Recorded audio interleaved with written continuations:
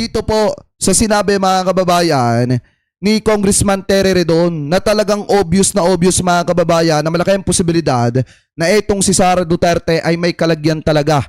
Dito po mga kababayan sa issue ng kanyang pagbabanta. So ngayon ito i-play po natin. Nakita din ho natin yung pong very clear admission of the defense through their speech. Kung saan, una, they're admitting the threat of the Vice President against the President, only that it is justified. So ibig sabihin, on two distinct separate points, no? On the evidence itself, yung po nga pagpapakita ng video mismo doon po sa paglilitis. Pangalawa, doon po sa pag-amin mismo ng pong depensa sa paglilitis po mismo na meron aktual na pagbabanta. Sino ang nagbanta? Ang pangalang Pangulo. Mayroong pagbabanta. Laban kanino yung pagbabanta? Sinabi na rin ho nila, laban sa Pangulo. Hindi ba? Pero justified daw po kasi ito. Hindi ba? But again, the fact of the matter is, may pag-amin na may aktual na pagbabanta. Tama. So, yun naman talaga ang kailangang i-establish dyan mga kababayan ng prosecution na may pagbabanta talaga. Inamin mismo ng defense mga kababayan na may pagbabanta talaga buhat nung ipinakita nila yung pag-iyak-iyak ni Zulaika Lopez mga kababayan at buhat nung ginamit nila yung video na ipinresenta ng prosecution. So doon pa lang mga kababayan na utaka ng prosecution ito pong grupo ng defense mga kababayan ni Sara Duterte. whether it is justified or not, it is not for the prosecution to say. It is also not for the defense to say. It is for the appreciation again of the Senate impeachment court. Tapos alam nyo pa mga kababayan yung pinaka nakakatawa dito, tagilid na nga itong defense team ni Sara Duterte, ay may pakiusap pa, may request pa. So ngayon sabi dito sa Abante, TNT tunay na tabloidista, basahin po natin OBP magbibitbit ng pagkain kape sa trial holding area. Sabi po dito mga kababayan, humiling umano ang kampo ni Vice President Sara Duterte na makapagdala ng sariling refrigerator, coffee maker at kumuha ng sariling caterer para sa holding area ng defense team sa impeachment trial. Kinumpirma ito ni Senate Secretary Renato Bantog at inihayag ng karaniwan lamang ang ganitong kahilingan at ginawa rin ito ng parehong depensa at prosecution sa mga nakaraang impeachment trial. Ayon sa Office of the Vice President OBP, ang mga hiling na kagamitan at catering services ay para sa lahat at para sa layunin ng media coverage. Samantala, sinabi ni Bantog na kabilang ang mga ito sa administrative at logistical concern na inilahad ng OBP Chief of Staff Zulaika Lopez sa kanyang pagbisita sa Senado na aniyay na schedule na bago maipalabas ang sabina laban dito. Sabi pa dito, nilinaw naman ng Office of the Vice President OBP na ang mga hinihinging kagamitan at catering services ay para sa buong defense team at sa mga mamamahayag na magko-cover ng kanilang panig, hindi lamang para sa Vice Presidente. So yan po yung sabi dito mga kababayan. Humihiling yung grupo ni Sara Duterte na baka daw pwede magdala mga kababayan ng sariling refrigerator, coffee maker at kumuha ng sariling caterer mga kababayan para po sa defense team ni Sara Duterte at doon sa mga media, sa mga taga-media na magko-cover ng kanilang panig mga kababayan. So ngayon, pakinggan naman natin itong sinasabi mga kababayan ni Congressman Chua patungkol po dito sa marami pang mga witnesses at ebidensya na ilalabas nila mga kababayan sa mga susunod na pagdinig. So ito, i-play po natin. Are expected for the prosecution ahead of week 2 of Vice President. Pero inyo mga kababayan, ganun katindi. Itong si Zulaika Lopez at si Sara Duterte, yun palang purpose ng pagpunta ni Zulaika Lopez sa Senado ay para humiling mga kababayan na baka pwede silang magdala ng refrigerator, coffee maker at pwede silang kumuha ng sarili nilang catering. Duterte's impeachment trial. to discuss. We are joined live in the studio. Thank Baka napag-isip-isip din ni Sara Duterte na medyo humihina yung defense team niya. Baka kasi nararamdaman ni Sara na siguro kailangan niya munang busugin mga kababayan para ganado pagdating do sa trial. you for your time, Manila 3rd District Representative and House Prosecutor Joel Chua. Sir, magandang gabi po, sir. Hi, good evening, Lord. At good evening din sa mga kababayan natin. Sir, pag nabitin ka pa sa tubig, pwedeng uminom ng tubig dito, Pwede. sir. Hindi Hindi bawal. pinagbabawal ang pagpasok para Salamat. at okay lang kahit pag-expel tayo ng mga Kung ano- oral fluids dito. Natural na natural yun. Ayon na sa kasamahan ninyo sa Congress po na si Oh. Dr. Congressman Garin. Okay. Assessment po ninyo, Kong Joel, sa unang linggo. First 3 days. Ang sinasabi nila ay nakapuntos daw ang prosecution so far. Of course, sasabihin ng kabila na nanaig ang depensa. But siguro ganito na lang, Lord, no? Para to be fair. On the part of the prosecution, na ipalabas namin kung ano yung gusto namin maipalabas. Doon sa Tama. aming testigo. So, na-authenticate. At saka nakita ng taong bayan kung ano yung gustong makita ng taong bayan. Yun yung mahalaga doon mga kababayan Maintindihan natin yung takbo ng proseso, makita natin mga kababayan yung pag-usad, paglalabas ng mga ebidensya, yung pag-usad ng trial, okay na tayo doon. Yung video, yun naman ang purpose. Kaya pinresenta yung aming unang testigo. At nakita naman natin, ginamit din naman ng depensa yung video. So, wala na siguro magiging issue pagdating sa authenticity Tama. ng nasabing video. Although may isang senador na kung may question. Mamaya tayo pag-usapan yan.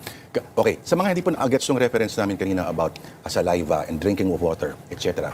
Because yung apparently ang depensa or yung mga kapanig nila ay mukhang may ginagawang guerrilla warfare sa social media na kumbaga mga non-sequitur yung mga bagay na tinatarget nila. At yung sinasabi, yung mga memes na nakikita daw. Pero pupunta tayo mamaya kasi indikasyon daw ito ng stress at pagsisinungaling. Pero puntahan natin mamaya na yun, Kong Joel. May pasabog daw ang prosecution next week. Ano kaya ito? Abangan natin. Clue. Ito ba ay Well- may papasa sa metal detector? Well, nakita naman natin yung mga inimbitahan. Siguro, Lord, kasi kami, no, sa parte namin, dalawa ang hindi namin po pwedeng i-disclose. Unang-una, yung legal strategy, dahil mapaghahandaan kami ng kalaban. Although, alam nila kung sino yung mga testigo, pero siyempre, kahit pa paano, hindi naman nila alam kung ano yung gagawin at sasabihin. Tama. At pangalawa, yung merito. Dahil itong merito naman, nakasaad naman ito doon sa rules ng Senado. In fact, nagsalita na nga yung isang senador at medyo sinasaway na kami sa aming mga statement. Kaya pasensya na kayo kung minsan medyo careful kami dahil nandoon talaga sa rules na both, hindi lang naman ang prosecution, hindi lang ang depensa, pati ang mga senador nakalagay sa rules ay dapat hindi nagdi-discuss ng merito. But siguro kung ano Tama. ang nangyari at assessment siguro namin, baka po pwede namin sabihin. Sabi ni dating Congressman Barbers na spokesperson at advisor ng prosecution, satisfied daw siya sa naging performance, very fair daw itong presiding officer. Tama. Okay. Do you share the same sentiment, sir? Yeah, in fact, kung makikita mo talagang ang intention ay maipakita sa publiko yung kung ano yung katotohanan. Binibigyan ng leeway, hindi lang ang prosecution, pati yung defense. May mga pagkakataon na kung maalala ninyo, nakapagsalita si Atty. Ligutan kasi naitanong sa kanya kung ano yung kanyang tingin na bakit ito impeachable offense. Ay, okay. Diba? Kay Risa Ontiveros. Yes, natanong siya. Kinampihan siya ni Senate President Win Gatchalian. Yes, ng isang senador. At dahil nga nabigyan ng airtime, supposedly pang closing statement yun, but since nabigyan siya ng airtime, so binigyan din ng opportunity yung defense. So makikita mo naman na lahat naman binibigyan ng opportunity ng ating... So Tsaka naging patas, lagi nyo tingnan mga kababayan kung may pagkabayas ba or wala. Pero doon mga kababayan sa naging unang linggo ng impeachment trial ni Sara Duterte, makikita natin na naging patas yung pagdinig na ilabas lahat ng gusto nating malaman, napakinggan natin yung witness, napakinggan natin yung defense, napakinggan natin yung prosecution, yung opening statement ng prosecution at yung opening statement nung defense mga kababayan, napakinggan natin. So wala namang sala nga yung sinasabi ni Panelo na na masyadong naging bias, sinayaan yung mga propaganda. Wala naman tayo nakita mga propaganda Kasi unang-una yung sinabi naman ni Congresswoman Jinky Luistro, totoo naman yan. Kasi nga bilang isang mamamayang Pilipino na nasa layo ng lipunan, talaga madidismaya ka na kapag nakita mo na yung tao na yon habang naghihirap ka, bilyones yung pumapasok dun sa bank account, talaga madidismaya ka at maghahangad ka ng accountability ng pananagutan. So tama naman yon. Wala akong nakikitang propaganda doon. So anyway, ituloy pa natin. Nakikita dito na ang talagang intensyon is para makita ng publiko. Inaasahan natin na hindi yung mga ebidensya na gusto nating mailabas. Dahil matagal naman, lahat naman hinahanap. Asan ang ebidensya nyo? Asan ang ebidensya ninyo? Pag nandiyan yung ebidensya, may margin mo na. Asan ang code niyan? Anong number niya? Kaya nga, tama. Yung mga ganun pong issue, marami pong nagtataka. Hindi ba naayos ng pre-trial pa lamang dapat?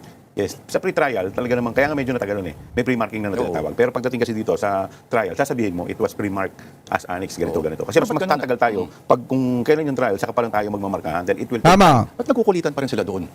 Well, ang nakita ko kasi, sinasabi kasi nung defense na hindi daw yan na isama. Pero nasama naman yung mga, kaya medyo ano rin eh. So siguro, nakikita rin naman natin, siyempre, yung depensa, ginagawa rin nila lahat para hindi maisama yung ebidensya. Pero surprisingly, kasi kami nagulat, ginamit din nila yung ebidensya na yun. So, parang, Pagkatapos, gusto nyo pa i-play yung 2 hours, gagamitin nyo rin pala yung clips from the same video. Di ganun na At rin. that point, sa kanya maraming gusto mag-address ng grave threats na eh. Yeah. Yung mga nanonood. Okay. Kong, okay. At least ito, ang grave threat ay sabihin natin na may visual element pa ito kasi may video involved. Sabihin natin may drama, no? Siguro, sa punto de vista ng audience, medyo engaging pa ito. Pero hindi ba pagdating, halimbawa, ang hawak mong article ay yung article 1, yung systematic misuse, misappropriation, irregular liquidation of hundreds of millions Confidential fund. sa confi funds, no? Sa OVP at sa DepEd. Sabihin na lang natin na hindi ito kasing, quote-unquote, kasing sexy nung issue, nung article ngayon. Of course, ito ay legal at the same time political. May ina-address kayong mga tao na nanonood ngayon. Paano ninyo, anong intensyon ninyo para habang nag-argue kayo, ina-address nyo rin at na-engage nyo yung atensyon ng tao? Oh. dito sa Confi Fund, Lord, ito naman ang pinag-ugatan ng lahat eh. Kung maalala ninyo, lahat ng tao na curious. Sino si Mary Grace Piatos? Tama. So dito yun, sa Confi Fund yun. Yun. Si Cocoy Villamin. Kung alam ko, may duda pa rin kayo kung sino si Mary Grace Piatos, you still are of the belief that there is no Mary Grace Piatos. Kahit sinabi nila na nakalista na sa kanilang witnesses. Wala talaga. So, isasabihin na natin. So, titingnan natin kung may lulutang na Mary Grace Piatos. Dahil dalawa lang naman yan. So, kung may lumutang, magkakaroon na kami ng pagkakataon para matanong siya. Di po ba? Patungkol dito sa usapin ng confidential fund. Malay naman nila, mga kababayan, pagka pinasabi nila sa impeachment trial, eto si Mary Grace Piatos, malay nyo, sumipot si Sara Duterte, o di matatanong na siya. Pag wala naman lumutang, so tama yung teorya namin. Na talagang ito ay bogus at fictitious talaga. Kahit sinabi ng isang nagtatagong senador, maraming Piatos daw sa Davao. Eh, malalaman natin yan. Kakaalaman. Pila na siya ng impeachment court. Doon sa isang tanong ko nga pala, kanina, how do you intend to make your presentation sa atensyon ng audience? Well, sa confidential fund, Opo. Kasi sabihin natin, ito puro numero kasi ito eh. di ba? puro numero. Puro numero yan. Ang Tama hirap kayo. yan. Puro magdutututan, ang argument yun dyan ay puro mga hindi baka mabore daw ang tao. Ako, ano ba yan? Well, totoo yun dahil, pero kailangan kasi dahil party pa rin to. Dahil in fact, ang pinag-uusapan kasi dito, mahigit 600 million na pondo na pinagkatiwala sa ating Vice Presidente bilang Vice President at bilang DepEd Secretary. Ito nga yung pinag-uusapan natin, yung confidential fund. Maraming usapin dito, bukod kay Mary Grace Piatos, yung 1 milyon na safe house na nirenta nila in a span of 11 days. So anong klaseng safe house to? Nasaan ba dito yung safe house? Tapos nandiyan din yung issue na sinabi ng AFP na wala naman silang natanggap pero nag-issue Isa sila pa ng yan. certificate. Pero tingin ko, ang inaabangan Isa pa to, mga kababayan, sa talagang ikakadismaya ng marami nating kababayang Pilipino, dito po kay Sara Duterte, yung ginamit niya, yung armed forces, mga kababayan, na sinabing nabigyan ng OBP, pero di ba nagsalita yung armed forces na wala naman sila natatanggap. So dito, pag hindi ito na ilabas, or nadepensahan ng defense team ni Sara Duterte, laglag na si Sara. ng tao Wala kayo. ay yung salaysay ni Ramil Madriaga. Sa pa yan. So, tingin ko marami ang nakaabang dito at kung saan napunta yung mga delivery ng bagbag na pera. So, tingin ko yan ang inaantay ng mga kababayan natin. So, tingnan natin. So, titingnan natin kung paano ito ipipresenta in such a way na pupukaw sa atensyon ng ating mamamayan. Sabi ni Kong Barbers ay, meron daw silang plano, pero hindi pa raw pwede sabihin. Yes. Para inisip ko, ito ba may song and dance number involved or parang may video graphics para mas maging interesting kahit paano, di ba? May testigo tayo na magpapatunay. Pero kung ano yun, siguro abangan natin. Abangan na lang. Ay, grabe Any yan. takeaways ninyo so far sa first week in terms of sizing up the defense, sizing up your own prosecutors, at ano yung mga strengths ninyo, ano yung mga areas on which to work on further? Well, sa amin, ang masasabi kong strength namin is yung ebidensya at yung katotohanan. Tama. Then at the end of the day, pwede naming sabihin na maaring on the part of the public prosecutor, di ba? Medyo kalawang na kami pagdating sa trial. Kaya nga tayo may mga alalay ng mga private counsel. Pero, whether kalawang kami o hindi, yung katotohanan, hindi mo may pagkukubli. Lalong-lalo na kung ang usapin ay numero, dokumento, papeles, ebidensya. So tingin ko dito nag-uumapaw yung aming lamang dito. So, Tsaka mga kababayan, ito na nga lang yung pagbasihan nyo eh. Yung unang linggo na nga lang mga kababayan, nung impeachment trial ni Sara Duterte, makikita nyo na talagang kahon na kahon si Sara Duterte dito mga kababayan. Doon sa ginawa niyang pagbabanta. Kaya nga nahihirapan yung defense niya na depensahan mga kababayan kung paano nila babasagin yung video ni Sara Duterte na nagbanta siya sa buhay ng presidente, ng First Lady at ng former House Speaker. Doon pa nga lang mga kababayan, hirap na hirap na. Paano pa kaya kapag ang pinag-usapan na yung confidential funds, yung hindi maipaliwanag na yaman ni Sara Duterte at yung iba pa mga kababayan, paano pa kaya kapag pumayag pa yung halimbawa, nagbagong takbo ng impeachment trial ni Sara Duterte at bigla ang pumayag mga kababayan ang tawag dito ang Senado na buksan yung green box mga kababayan ni Sara Duterte. Di lalo na yun, isa pa yun. sa kanila naman, masasabi ko na dahil yan naman talaga ang kanilang bread and butter, talagang trial. So, umaga, tanghali, gabi, yan ang kinakain nila. Yan ang talagang nasa araw-araw na ginagawa nila. Yan ang pinag-uusapan nila. Yan na yung mundo nila. At trabaho Tama. Trabaho talaga nila. So, in fairness naman sa defense, syempre, first 3 days pa lang yan. So, hindi pa rin natin mag-gauge yung talagang galing nila. Dahil, syempre, kumbaga, meron tayong masasabi na namamalahibo pa eh. Diba? Medyo, ano pa eh. Malahibo. Okay. Pero, habang umaandar yan, yung trial, medyo nasasanay na sila sa crowd. Dahil ito, ibang arena to eh. Tingin ko dito, medyo lalabas na rin naman. Pero yung kanilang mga husay, di ba? Tama. Pero kami, naniniwala ako, at the end of the day, magkakatalo-talo pa rin dyan sa ebidensya Ebidensya. at katotohanan. Pero kung Joel, alam natin na sa panahon ngayon, marami sa mga sumusunod sa social media. Alam natin na may mga naratibong naka-hijack ng Tama kayo. sabihin natin mga malisyosong operators. Fake no? news. Fake news. Alam mo, yung napag-usapan natin kanina, yung memes na nilalabas, kung delikado yan, kahit sabihin natin, Totoo yan. pwede mong hindi seryosohin, kung maraming nag-share, maraming nakukonvince yung mga ganun po. Kaya nga, Lord, malaking bagay yung mga kagaya ninyo eh. Yung mga talagang legitimate no, na nasa media. Dahil kayo ang tamang paraan eh. Tama. Para ilabas ang katotohanan eh. Dahil sa panahon ngayon, marami na yung mga naglalabas ang fake news. Kung wala kang mailalaban sa depensa, gumawa ka na lang ng mga memes. Memes, Diba? Kung ano-ano na lang, diba? So hindi kayo maayos sa argumento, hindi mo matapatan yung argumento nung kabila. So banatan mo sa kung ano-ano. Paninira na lang, keso ganito, keso ganun ang itsura ng kabila. So but at the end of the day, dapat yung mga kababayan natin nga ay sabihan natin na maging mapagmatsyag, maging mapag-obserba dahil itong pinag-uusapan dito napakalaga at may koneksyon sa sikmura ng bawat isa sa kanila. Tama. Ang pamumulit, bahagi ito ng politika. At sinasabi nila na Kaya nga sa totoo lang mga kababayan, na hindi ko maintindihan yung ginagawa ng mga taga-suporta ni Sara Duterte. Pinapakita nila yung pagtulo ng sipon, mga kababayan ni Atty. Ligutan, normal lang naman yan. Pinapakita nila mga kababayan yung labis na laway dito ni Congresswoman Jinky Luistro, normal lang naman yan. Pero kung titingnan nyo mga kababayan, yun bang kanilang tawag dito? Yung kanilang paggamit ng mga bagay na yon, yun ba ay makakapagsalba kay Sara Duterte para hindi ma-impeach?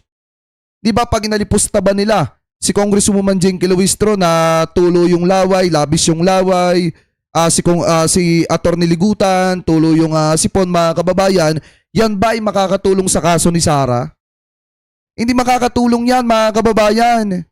Kaya nga maliwanag yung sinasabi dito ni Congressman Joel Chua na magtatalo-talo talaga yan pagdating sa ebidensya. Ang paghahanap ng accountability ay extension pa rin ito at hindi ito labas. Pero kung paano ba yan, yung sinabi ninyo na O sabi ni Kuya Apollo Cortez, ano yun, ang maleta, kamusta na? Nawala na nga yung mga maleta boys buhat nung nakulong si Mike Defensor. Baka nga nag-iisip ng kumanta.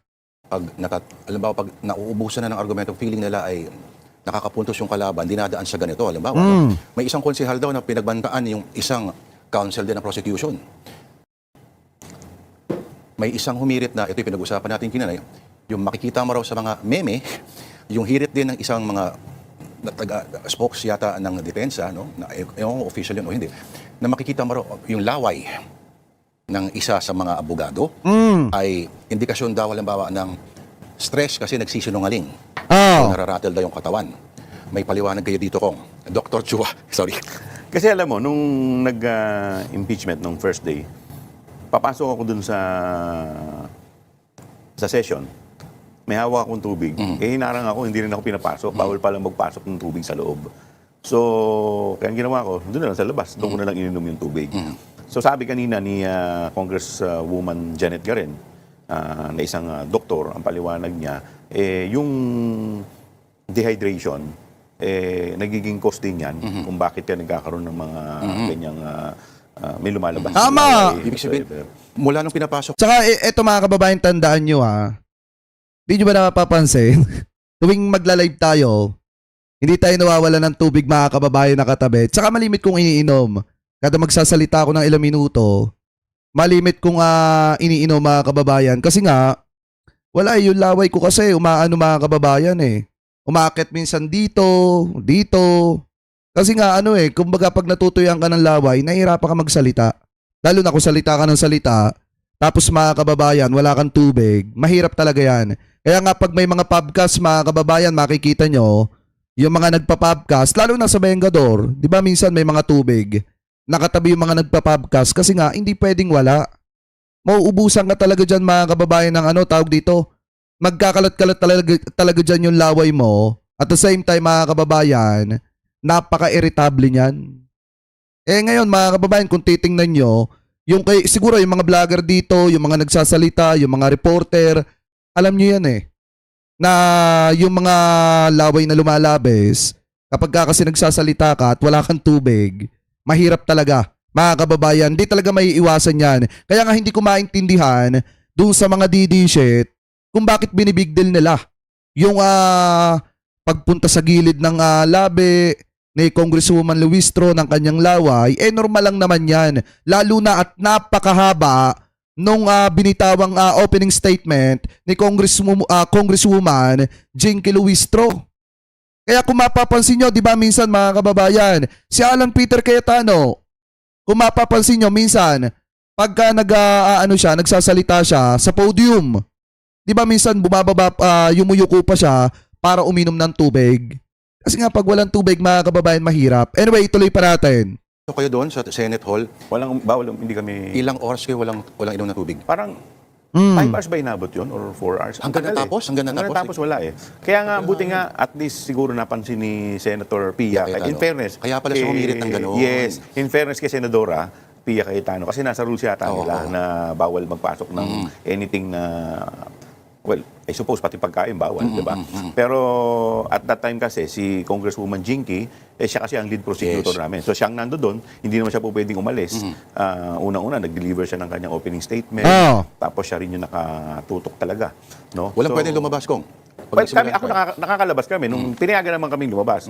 But si Congresswoman kasi, medyo mahaba-haba yung niya yung speech niya opening statement niya So, doon yata nila napansin na may konti. Kasi, alam mo, ganito lang naman yan, Lord Pag wala kang maipukul doon sa sinasabi, nakita mo maganda, so hahanapan mo na lang ng ibang kapintasan. Gano'n ang labanan. Tama. Yan Diba? ang sinasabi natin na parang guerrilla warfare sa social media na ini-engage kapag, well, karagdagang ano ito kasi may mga bagay talaga na may kababayan natin na hindi Yes. talaga na ganap na maunawaan kaya dadaanin sa mga palagi po ninyo kababawan, abangan po ninyo ang mga susunod na mga linggo. Well, ako hindi naman ako... Tsaka take note mga kababayan tayo nga hindi nga natin pinansin yung pagsinghot ng abogado ni Sara Duterte kasi normal lang naman yan lalo na't nasa panahon tayo ngayon na uso po talaga ang sakit mga kababayan. Ito po kasi yung season na talagang uso yung sakit. At the same time mga kababayan, gaya nga ng paulit-ulit kong sinasabi, siguro kung ikaw ay vlogger or kung ikaw ay reporter, journalist, maintindihan mo na yung nangyari kay Congresswoman Jinky Luistro, normal lang yan. Ang tanong na lang dito mga kababayan, yun bang ginawa ng mga DD-shit na pagpansin, pangaalipusta, dito po kay Congresswoman Jinky Luistro, makakatulong ba yan sa kaso ni Sara Duterte dito sa impeachment trial para hindi ma-impeach etong si Sara? Magtataka dahil sa totoo lang, for the past few years, medyo bumaba yung level ng ating politika dito. Diba? Dito sa atin, iniidolo natin, mga nagmumurang mga leader, diba? Mga nagbabanta na leader, mga nambabastos ng babae na leader. So parang hindi ito yung kinagisnan natin. Kasi ang pagkakaalam ko, ang mga Pilipino ay magalang. Diba? Maginoo.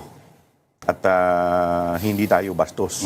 So yun ang pagkakaalam ko. Kaya nga nagugulat ako ngayon, lalong-lalo na. Kaya nga yung Sabi ni Glyce, Chua, humanda ka sa 2028. Hindi nga napataob ni Sara Duterte noong 2025 midterm election Tapos pagbabantaan nyo na naman. impeachment, Diba? Lord, ito ay isang mekanismo para obserbahan natin yung mga pinuno natin na pinakamataas na echelon ng ating society, pinakamataas na kapangyarihan sa ating bansa, kung papaano sila yung asal na kanilang habang sila ay nakaupo sa katungkulan. Kaya nga, kung titignan mo, dalawa lamang ang halal na opisyal na subject ng impeachment. Ang Pangulo at ang Vice-Pangulo. Bakit? Kasi sila lang yung tinitignan. Kumbaga sila yung nasa may pinakamataas at pinakamakapangyarihan dito. So yung conduct mo na ipapakita dapat ay yung naaayon. Tama. Diba? Kasi kahit tignan naman natin sa ibang bansa, wala namang ganito Kayo ba nakakita kayo na ang vice-presidente sa ibang bansa pinagbabantaan ng presidente? Wala namang ganun Wala. Diba? Dito sa atin, At saka kung sa ibang bansa ginawa ni Sara Duterte yun, mga kababayan, baka dinampot na siya at ikinulong na siya. Kasi hindi po talaga pipede mga kababayan sa ibang bansa na pagbabantaan mo yung presidente. Automatic, nagbanta ka halimbawa ngayon, maya-maya aarestuhin ka na at ikukulong ka na. Kahit pasabihin na pangalawang pangulo ka ng isang bansa. parang narinig mo nga di ba? Inaamin nila na may banta pero may dahilan daw kasi Emotional whatever it is, lalo ka na kung naging pangulo ka, hindi ka po pwede maging emotional dahil yung kapakanan ng ating bansa nakasalalay sa iyo. Lord, ang pangulo ay head of the state. Ikaw ang nagre-representa ng ating bansa. Could you imagine kung yan babastusin? Kung yan ay duduru-duruin, kung yan ay pagbabantaan, parang pinagbabantaan mo ay ang ating bansa. Tama. It is a national security concern. Ang gusto doon sa head of state ay yung head mismo ng head of state. Ayon sa isang... Diba? Gusto nyo putulin mo. Saan ka nakakita ng gano'n? Only in the Philippines. Congressman Joel Chua, sir, good luck po sa inyo.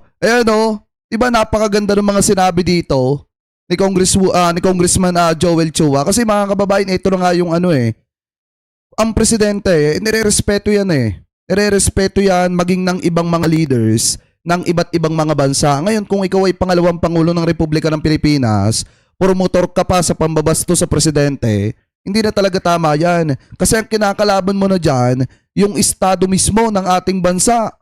Diba? Kapag ka binastos mo ang presidente, parang binastos mo na din ang Pilipinas. Kaya nga kung sa ibang bansa ginawa ni Sara yan, na halimbawa siya ang vice-presidente, pinagbantaan niya yung presidente, baka nga nakakulong na yan, mga kababayan. Dahil nga, kung titingnan po natin kung yung normal na mga kababayang Pilipino po natin ay nagbanta sa presidente, di ba ano ba ang ginagawa? Hinuhuli. Dinadakip, mga kababayan, minsan nga ikinukulong pa.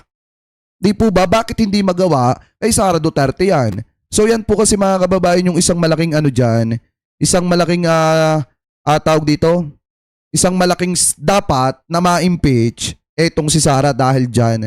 Kaya nga hirap na hirap yung defense team ni Sara Duterte, mga kababayan, na depensahan yan. Kasi totoo na ginawa ni Sara Duterte na pagbantaan yung buhay ng presidente, ng first lady at ng former House Speaker. So kayo, mga kababayan, kung kayo po ang tatanungin, ano po masasabi nyo? Hingil po dyan. Comment below na lamang po kung ano po ang comment at opinion po ninyo. Hingil po dyan, mga kababayan.